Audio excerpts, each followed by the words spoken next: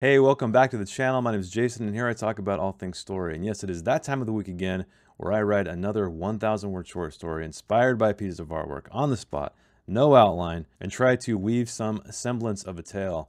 And this one was a fun one. It is a fairy tale, it is a dark fairy tale, but I'm not going to get right into that. I will talk about that later. But first, what was the music that ushered this tale along? Well, it is an album called World Builders by a man named Ernesto Schnack, who is an acoustic guitar player here on YouTube. I purchased some of his albums on Bandcamp, and he has a really cool style. He does a lot of covers on his YouTube channel where he takes the rhythm of a song, but then also couples that with the vocal melody at the same time. So an incredibly talented guy. Go check him out. But let us move on to the artwork so you can see what inspired this very, very grim fairy tale. This week's artwork is by Rob Bliss, who is a concept designer out of London. This one did not have a title, so I gave it a title, and that title is Molly Red, which will become evident once you get into the story. So let's take a closer look. So we have a little girl seemingly tied up to this strange yarn captain in a very sparse room. It has a very Norman Rockwell feel to it for me. It's the positioning of her and even the expression on her face, but there was a great comment that said, "I feel there's a story here, like a dark fairy tale I'm not familiar with." If the artwork already didn't capture my attention while I was scrolling down this page, that comment did. So, thank you, Rob. Love the artwork. Love all your work. With that said, let's see what I came up with.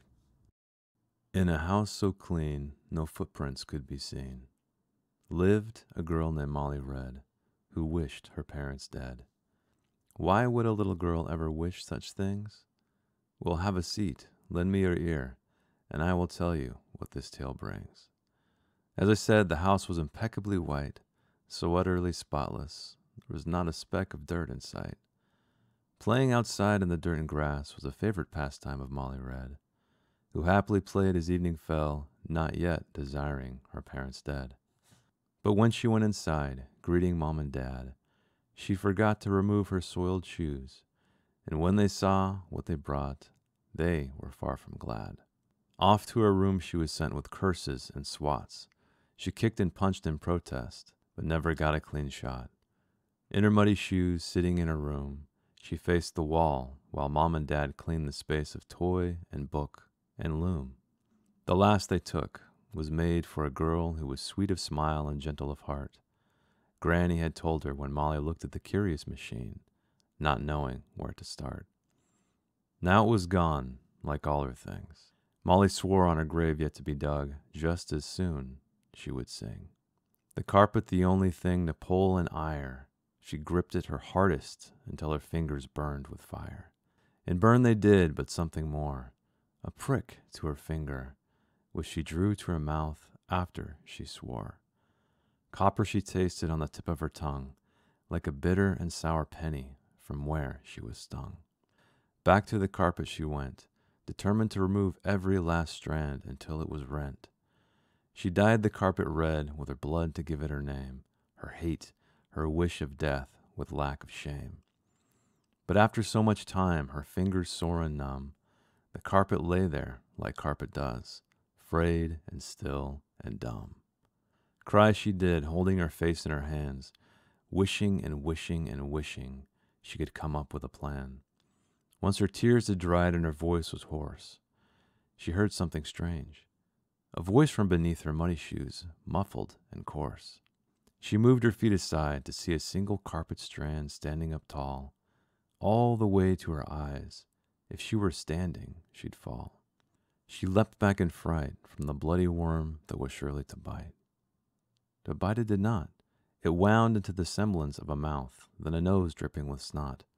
No, she thought, a mustache is what rested upon those yarn lips that would not clot. With a quiver and twitch, those lips spoke in a hitch.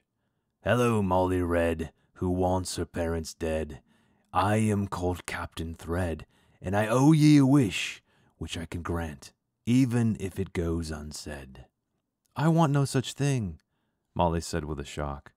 "I love Mom and Dad, and take it back or I will turn you into a sock." Captain Thread answered with glee, "I can see right through ye lies, wee lass, and if I couldn't, I wouldn't be me. Now give me a hand like Granny said ye would, so I may complete the task ye demand, which I should. Something flipped inside Molly, and she turned on a dime. Was Granny speaking to her from a realm beyond space and time? Hypnotized Molly was, or so she thought, for she weaved quite the creature, so much more than the thread that used to be a simple jot. It formed a man squat and surly, mustached with a captain's hat, claws for fingers, and a middle quite fat. Ah, now that is much better, Captain Thread beamed. 'Tis grander than I could have dreamed. Now climb on my back, for I need your will to kill and sack. Molly did as she was told, soon tangled and wet and cold. They trampled out of Molly's room, Captain Thread and the girl, scratching walls and thrashing halls, muttering in time wishes of doom. Slice 'em up good, Molly said. Slice 'em up messy until they're dead. I am yours to command, sweet Molly Red. Show me to their chambers, so both our bellies can be fed. Molly told him, and told him good. When they burst through the door, old Mom and Dad were in quite the mood. Angry at first, then faces full of fright, Captain Thread tore into them with grim delight. He spattered the walls with the gooey insides of dreadful offenders. One would think they were soup from a blender. Captain Thread had grown fatter, and Molly could feel she was no longer cold. Heat pumped through Captain Thread, and her by means so bold. She felt anew, and so did he, for they both cackled a song of revenge and victory. The house, once so clean, was now spattered with Mom and Dad. Quiet and empty made Molly a little sad. It didn't take her long to get over that, strung to Captain Thread, grisly and fat. He spoke. Freed me from a prison you did, and I suppose I did you. Perhaps we are clear to part ways, our slates cleaned anew. But you're fun, Molly said. I'm not sure I can let you go. I'll be all alone in this house, wandering to and fro. Quite true, the captain said. I've become attached. We are a pair, an unbeatable match. His joke made Molly laugh, and so did he. Friends for a long time, they knew they'd be. So tell me, Molly Red, surely there are others who've done you wrong. We can hack them to pieces like they should have been all along. Molly told him, indeed, and off they went to make more bleed. Hey, welcome to the end, dear viewer. I am so glad you made it. This is where I talk about my final thoughts, what I liked, what I didn't like, maybe something I learned.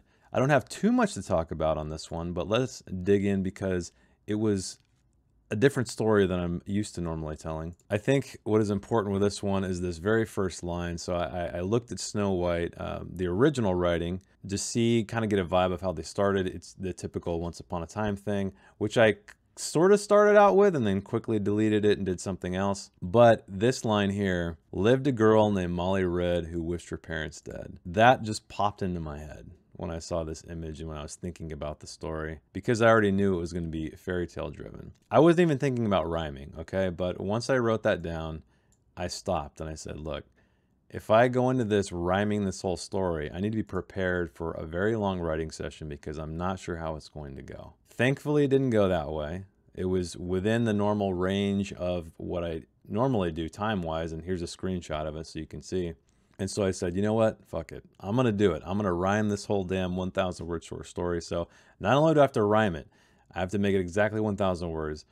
And I'm making it up as I go. So a challenge indeed, but I was up for it. I guess I felt, I don't know, something about the image really inspired me to go forward. So we do know that this Molly Red, she just got upset with her parents for tracking in dirt into the house and they were taking away her things. And I don't know, I guess because he is made of yarn, I figured, okay, well, how is he going to show up, or what would be the connection between these two? And so I went with loom. I had the mom and dad cleaning up her room, just taking all of her stuff out of toy and book and loom. And this was actually something that helped me turn the story, turn the scene. I had this granny had told her when Molly looked at the curious machines. Her granny told her she was sweet of smile and gentle of heart when she gifted this loom to her.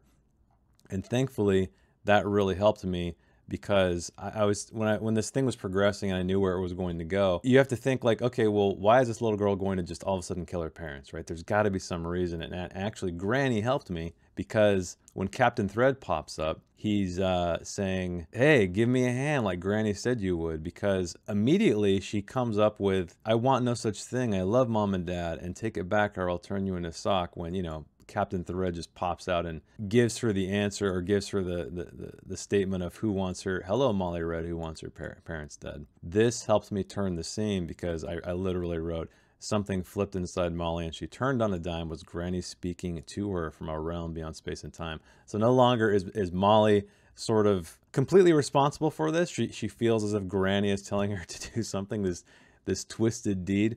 But anyway, if you don't know what a scene turn is, a scene turn is when you have these two opposing forces, you have some kind of conflict, you have a character who wants something, and then the scene turn is when that scene finally chooses a direction, good or bad, that will take it to the resolution. So if you're ever reading a scene and you feel like it seems kind of flat, look for the scene turn.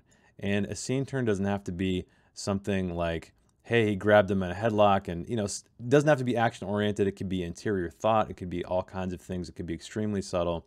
But if something doesn't feel right, sometimes it's the scene turn that's missing. And so Molly went on, hypnotized, or so she thought, and she climbs on this guy's back. They take care of the parents. And I always think about this too, like with character arc, right? I feel like there needs to be a character arc in these short stories, regardless of how short they are.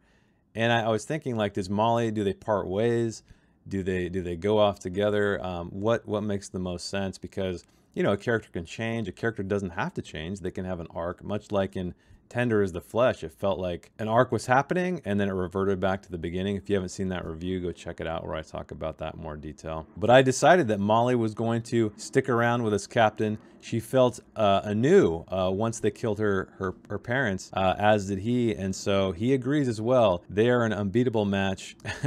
We can hack them to pieces like they should have been all along. So Captain Thread, he ends up asking her, "Hey, tell me who's next." And so Molly Red indeed does tell him, and off they went to make more bleed. So that was a fun one. I really enjoyed it, and I think what I learned from this is sometimes you need to step away from your normal routine. Maybe write something completely different, and these short stories have been really great for my process in that regard. When I get stuck on my novel, which I always do, there's something more difficult for me about writing something longer form, and not just because it's longer form, but because, you know, all these pieces have to connect. When you write a short story, you know the ending, especially when it's something like 1,000 words long, and you're like, oh, I can do that. But you always know, you can always see the end in sight. And so if you find yourself stuck in your own work, maybe step aside, write a little short story, write in a genre you never written in. Hell, write a story like this where the whole thing rhymes. But anyway, think of that if you are stuck in your own work. But that's it for me. I hope you enjoyed the story. I hope you learned something. Or at the very least, I hope you considered something new. Keep reading, keep writing, and I will see you next week. Thanks. Bye. If you'd like to read the story in its non-video format, check the link in the description. I didn't edit anything else. Promise. Thanks again.